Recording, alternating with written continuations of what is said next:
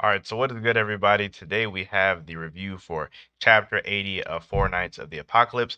I also think it's interesting that just this past week was the 10th anniversary of Seven Deadly Sins. Came out 10 years ago, so I thought we were going to get some type of maybe special color page for that, especially since we were on break last week. We might get it next week, but I haven't heard anything about it. So I mean, maybe that's just something to look forward to. But for Chapter 80, this chapter, I almost wanted to call it the most hype chapter, but I still kind of feel like last chapter with Lancelot actually fighting Arthur for the first time was like the most hype one.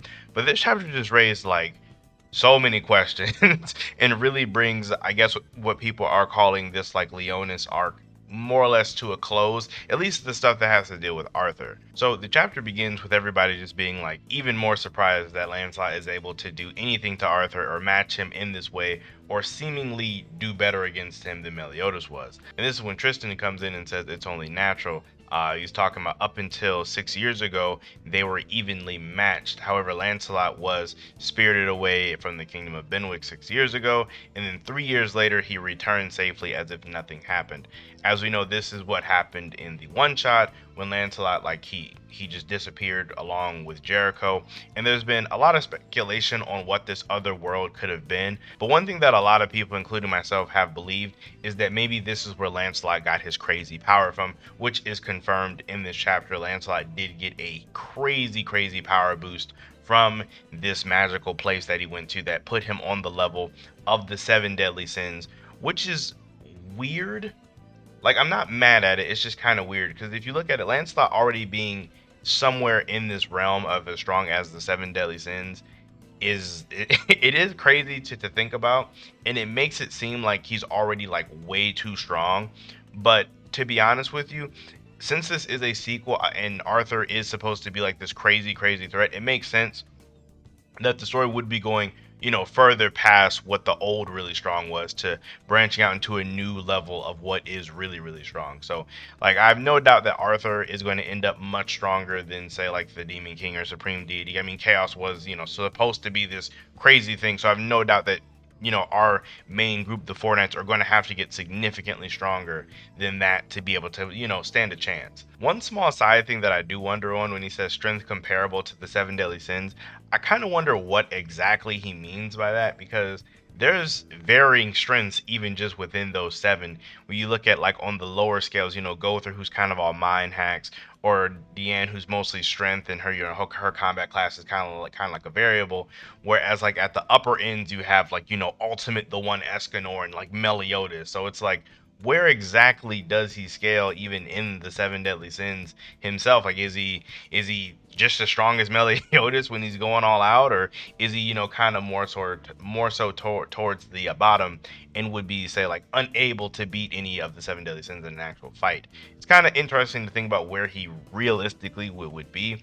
I think this is my own headcanon. I have nothing to base this off of, but I myself just think he's still at least under his dad.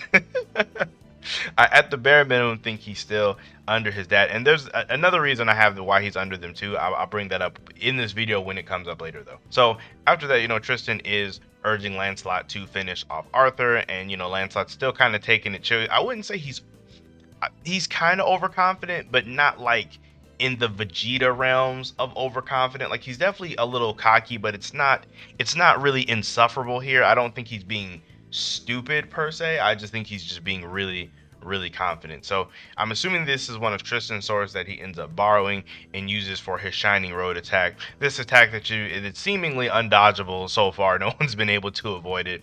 And for whatever reason, it does break this sword as well, which ties back into what I was just saying. I think another reason why Lancelot might not be as strong as say all of the seven deadly sins, or why he might rank lower, is I'm not for sure what exactly the Shining Road does, but it seems like any time or the two times he's used it, the weapon he used it on has completely shattered, meaning that like if he had something similar to the seven deadly sins, say sacred treasures, he may be able to use his powers more effectively, or be able to actually draw out more of his innate abilities. Because as we know, if you have the proper, like if you have a proper tool, you can bring out that much more of your ability.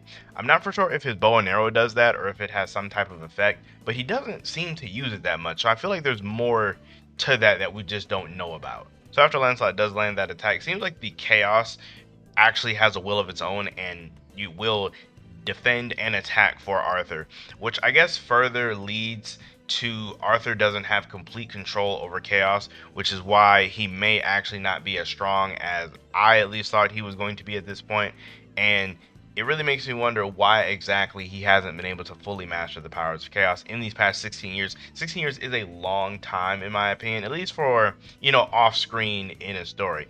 Obviously, Arthur's gotten way stronger. The fact that he's even able to, clash with Meliodas on a more even front, but he's still very, very far from what I would say would be complete mastery over his chaos powers. And also, if you didn't notice, there were cool Easter eggs in the chaos monster that was where our Arthur's arm could be. You could see a monster that looks just like the last form that the Demon King took before he was defeated, the form when he merged with Britannia. And I'm assuming with that in mind, then this other like female-esque figure would resemble the supreme deity. Now, I highly doubt this is what her face actually looked like, but could be wrong. Who knows? We never actually got to see her face, but I'm assuming these two are supposed to be like reminiscent of that. I'm not saying that this is them, and I mean, I guess technically Chaos could manifest another one of them, but I don't think that was the intent in this exact moment. I just think it was like Easter eggs. So afterwards, we do find out that Lancelot is completely unscathed, and Arthur's kind of talking his trash, like you see the difference in our abilities. And this is when Lancelot actually decides to like turn it up and get, somewhat serious. And it was really weird after he got serious because everybody's really they're like in awe of his magical power. But Percival is like, wasn't Lancelot left-handed? Like he was more so shocked about the hand he's using than his magical power, which at first it made me think maybe this is like, because I know this isn't the official chapter, but it made me think maybe this is some way off like mistranslation or something. But there could actually be some credibility to this because I like after I read this, I went back and looked at all the times Lancelot has used Shining Road and what he has done when he is fighting, and Lancelot typically does hold his weapon or lead, or not necessarily lead, or like basically he primarily is using his left hand. So that would lead one to believe that he is left-handed. However, when he adopts his actual fighting stance and gets serious against Arthur in this chapter, he takes a stance where his right hand is farther back. And I don't know how much you guys know about fighting, but typically with boxing, MMA, and a lot of other like fighting styles, you would keep your dominant hand towards the back for more so power strikes and not necessarily in the front, because the front hand is really for blocking and jabbing and stuff like that. So in all actuality, maybe Lancelot always using his left hand is kind of like him just really not taking it seriously, and now him adopting a style with his right hand back, he's actually for real. So it's kind of interesting to see if there is more credibility to that, or if this actually does matter. I think one of the even crazier things about all this is the fact that Percival even noticed this. Like, I guess Percival is like oddly perceptive for whatever reason, but yeah, I thought it was like really wild. But before an actual huge confrontation is able to, happen, this ship looks mad cool, by the way. A ship with a lot of the Chaos Knights from Camelot shows up and is trying to bring Arthur back, saying that, we can't afford a all-out confrontation. And then we get these panels of Gother, Bond, Kingen, and Diane, saying that they sense hostility from all of these areas. And it's kind of funny because all these people can attack them from literally wherever they are. Like, all these people are capable of very, very extreme long-range combat, and they would probably get there in like in no time at all to actually all jump him. So it does appear that without full control over Chaos, Arthur, he hasn't started the war because he just is not a match for all of them all at once. So I guess that kind of makes sense. That's really my bad for, I guess, assuming that Arthur, after 16 years, would have complete control over Chaos, so he'd be way, way, way too strong. It's probably one of those things where he can't directly beat all of them at the same time, but also with Arthur kind of being their friend and them not really wanting to suffer any losses, don't really want to fight him either, so it's kind of at this weird stalemate. So that's kind of that's probably more than likely the whole scenario that's been going on for these past 16 years. But Ironside, to convince Arthur to come back, he does say that he has completed his goal. As we know, he was sent out to reach or to find Arthur's bride, which I'm curious to see how that goes, because Arthur's bride in the lore is Guinevere, and as we know, Guinevere was in Leona. She was with Lancelot for a time. So I wonder if Ironside captured her or something, or maybe they know some way to just instantly grab her. Like, it's kind of weird because she should be where they are right now. So unless he showed up, grabbed her out of here, and then they're about to kidnap her and leave, I'm just kind of curious to see how all that is going to go. And then before Arthur can try to escape, Lancelot does try to just impale him through the chest, but it turns out it's an illusion. Now this is kind of weird because I'm not for sure if the real Arthur was here this entire time, or if this thing was an illusion, or if it's some type of like substitution jutsu type thing that he did. It's kind of odd. It's kind of odd just how it happened, especially for Lancelot to not even be able to detect it or know anything about it at all. So just really curious to know like exactly how he switched places like that. But I mean, I guess ultimately it isn't that important. And then for the very end, it's just Arthur declaring war on on the four knights of Apocalypse, and just saying he's going to eradicate them and all of their allies, and that is essentially chapter 80. This was a great chapter. We got some lore, we got fighting, we got a lot of stuff in here that I enjoy. A good exposition, and the pacing wasn't that bad. This chapter felt like it flowed like pretty well. So honestly, this chapter was like a 9.5. The only reason not a 10 is because nothing truly got resolved. We just moved the story forward, and we're basically starting a transition to the next part. So that's the only reason it probably gets like a 9 or a 9.5 from me. I'm also kind of curious to know like what direction they're kind of going to go after here, because from what I'm seeing, Bartra should be fine unless something like off screen happened that we didn't see. Bartra should be completely fine here. Like they were unable to kill him. So maybe next chapter we might get something may have happened to Bartra, and then maybe they also captured Guinevere, so they got rid of their vision and then got their own set of vision. So because as we know, they can both kind of see the future.